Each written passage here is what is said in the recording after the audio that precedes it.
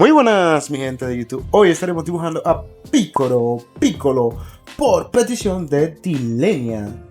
Así que vamos con este video. Si tú quieres que yo esté dibujando algún dibujo que tú quieras, solamente comenta abajo en la cajita de comentarios y yo lo estaré dibujando o lo ponemos en votación.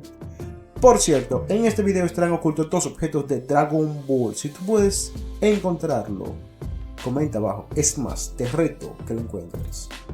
Y aparte de todo eso, mi gente, al final de este video los saludos. Así que vamos con esto.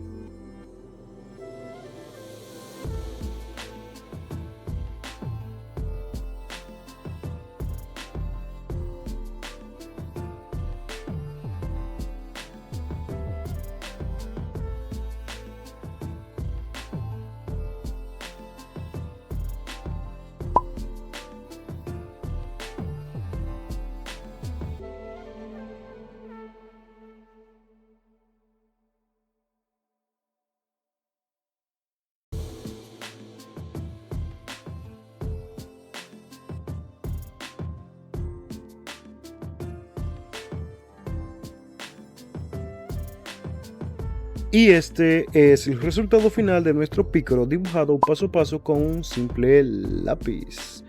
Así que muchas gracias a esas personas que fueron las primeras en comentar. De verdad, muchas gracias. Y que Dios los bendiga a cada uno de ustedes. Chao, chao.